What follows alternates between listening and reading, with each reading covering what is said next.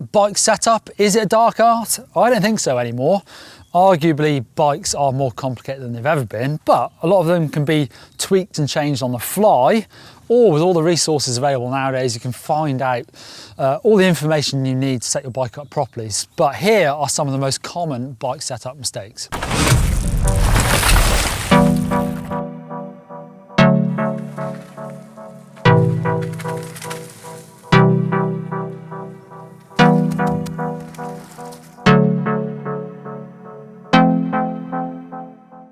Number one, and I think probably the most common setup mistake, is the wrong tyre pressure. Because this is such a varied thing, you can change your tyre pressure to suit the conditions, the terrain, so you can tweak it to your heart's content pretty much. But also I think the main reason why people often have it wrong, myself included, is because tyres do go down gradually over time. And if you're not checking your tyre pressure all the time, then you don't know what it is, and it's probably not quite right. So personally, I kind of do have a base setting, and that is 25 or 26 PSI on the front tyre, 26 to 28 in the rear, and that's the sort of those brackets to try and stay within. However, if I'm not checking my tyres every time I ride, which I definitely don't, then I'm probably straying outside of those a bit. So this is one that I'm going to say I'm going to do more often, is check my tyre pressure, get my pressure gauge out just before I go. It only takes a minute, and I would encourage you to do the same.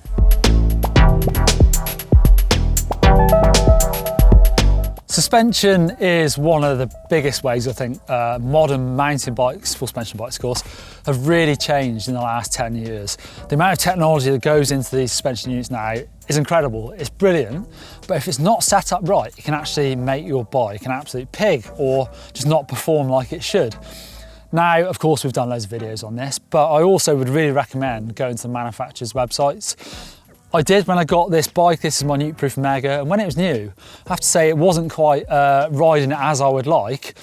And rather than start from scratch and working out what to do with these clickers on my shock, all I did is go straight to the Fox website, and they'll give you recommended base settings. So first thing I do is set my sag at 30%, and then I use that pressure, whatever that number was, I forget now to be honest, what I put in to that shock, and it will then give you a recommended amount of clicks on all of these settings.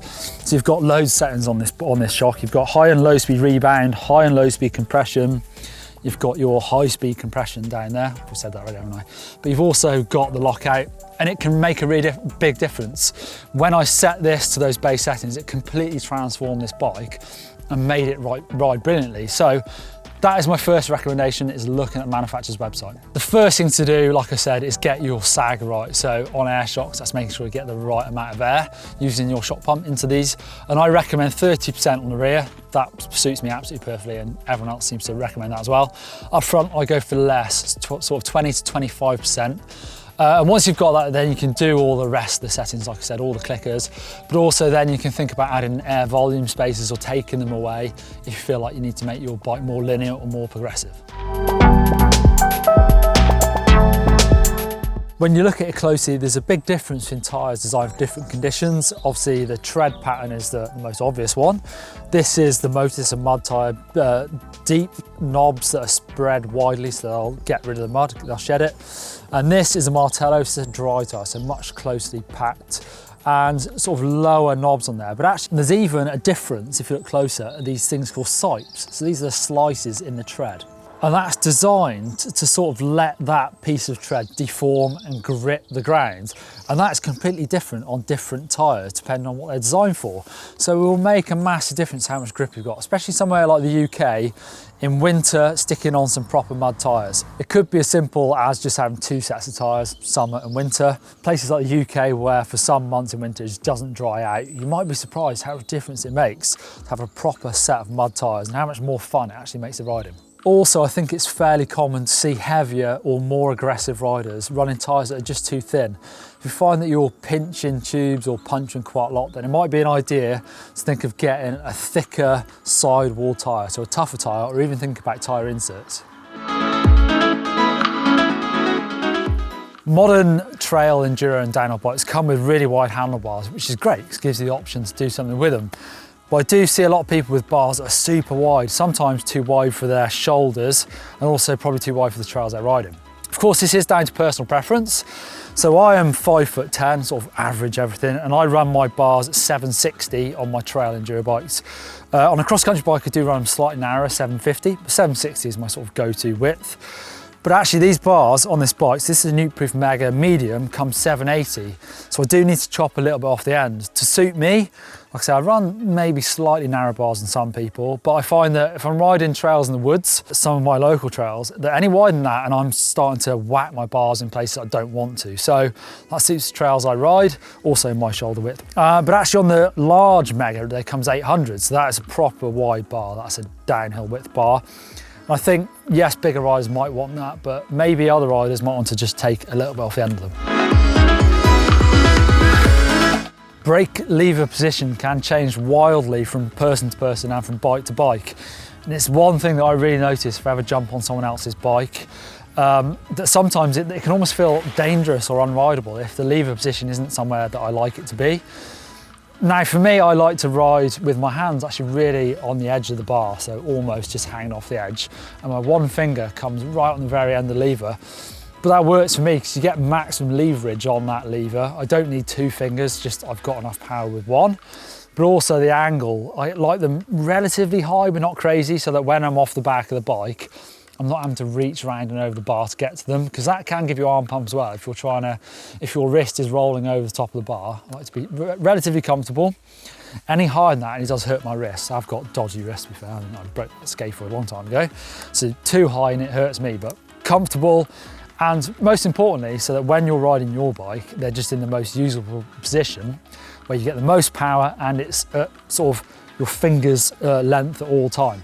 You see with these new Shimano levers, I say new, they've probably been out a year now, but the newer style, they've got the clamp here and you've got space for your dropper post, and then they've got that sort of rest that comes up against the bar that makes them super stiff so they don't flex at all. But you can see how close I do get that to my grip, so I've only got probably 3mm left. So they're quite far butted up and that suits me perfectly.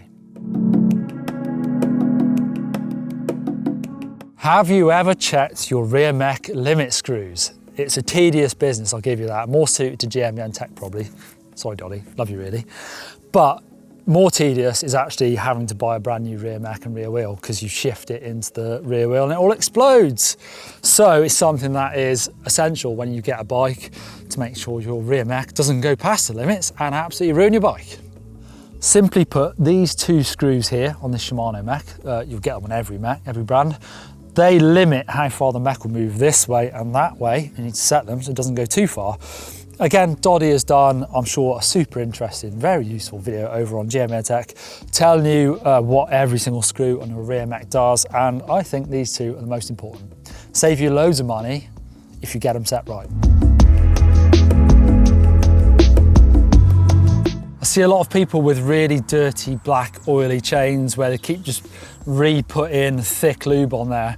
And that's a bit of a short-term solution, but leads to long-term problems, because that thick, black, dirty oil just grinds away at your drivetrain and wears out super quick. So making sure your cassette and chain, hand chain, are all nice and clean, and then using the correct lube for the conditions. So it's nice and dry at the moment, so I'm using this dry lube, which is super thin. You don't get mud sticking to it, and it does the trick. Oh, I like butter.